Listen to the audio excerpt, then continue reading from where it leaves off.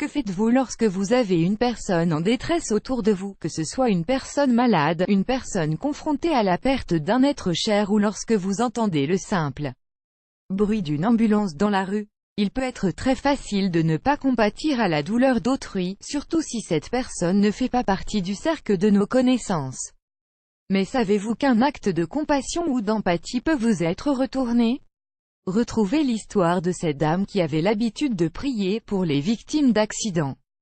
Elle réagissait toujours lorsqu'elle entendait les sirènes d'une ambulance. Carlina Foulk était à la maison un soir et elle a entendu des sirènes à proximité.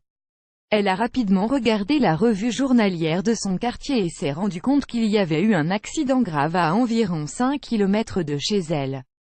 Tout ce que le rapport disait c'était qu'il s'agissait d'un accident avec des blessures graves, et qu'il avait fallu extraire le conducteur et l'emmener aux urgences par hélicoptère. Ce soir-là, Carlina a fait une simple prière comme d'habitude pour la victime et sa famille, puis elle s'est couchée.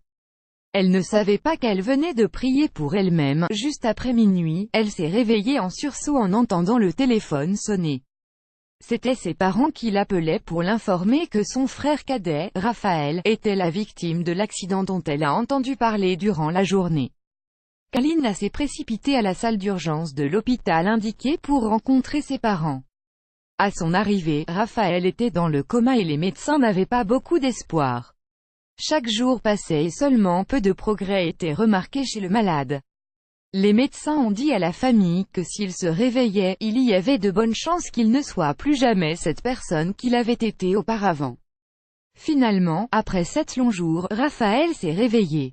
Sa mère était toute heureuse et a alors demandé au médecin si son fils pourrait un jour obtenir un diplôme universitaire. Le médecin lui a répondu lamentablement, il ne connaît pas son nom. Il ne sait même pas lire l'heure, il ne retournera jamais à l'université, mais les médecins avaient sous-estimé le pouvoir de la prière. Bankbazar.org. Are you eligible for a better credit card? Find out now. Bankbazar.org. Annuler Wealth Creation Mentor Sex Director, Trading with this Safe Strategy Change My Life. Wealth Creation Mentors annulé par Taboola. Contenu sponsorisé. Contenu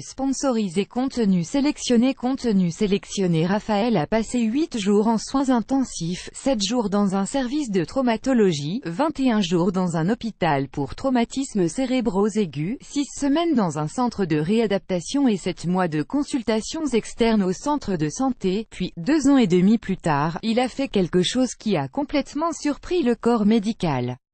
Alors que sa famille fière et reconnaissante était assise parmi l'assistance, Raphaël a traversé la scène pour recevoir son diplôme de licence en communication de l'Université de l'État de Californie. Une semaine après l'obtention de son diplôme, il a pris part à son premier marathon que les médecins avaient aussi dit impossible. Sa sœur Carlina était émue et a écrit sur son Facebook, « Il était presque mort et aujourd'hui nous le voyons comme un miracle. Il nous a été rendu en quelque sorte. » Elle continua son récit en disant pourquoi elle avait prié avec sa famille pour Raphaël. Nous avons prié pour retrouver le Raphaël qui aime le sport et raconte des blagues sarcastiques, celui qui aime ses amis et sa famille, qui rit, écrit et emmène les chiens à courir. Le Raphaël qui prépare le dîner et sourit quand il est heureux. Ce petit garçon qui a grandi pour devenir l'homme qui n'hésite pas à tenir ses nièces dans les bras ou à embrasser sa mère quand elle est triste. Ce Raphaël qui se dispute avec moi au sujet des habitudes alimentaires et qui m'envoie des photos de ses nouveaux maillots, voilà ce pourquoi nous avons prié. Cette histoire nous montre à quel point il est important de prêter attention à tous les petits détails des comportements de nos amis et des membres de notre famille. Ces comportements peuvent parfois paraître anodins, mais ce sont ces simples souvenirs qui nous lient les uns aux autres qui constituent notre histoire. Alors si vous avez quelqu'un qui souffre autour de vous, n'hésitez pas à compatir. Que ce soit en faisant une prière à son égard, en étant assis à son chevet à l'hôpital, en faisant de longs et multiples trajets pour être avec lui et le réconforter. Ces gestes d'empathie et de compassion peuvent être source de force mentale et aider à retrouver l'envie de continuer à vivre, plus grand que.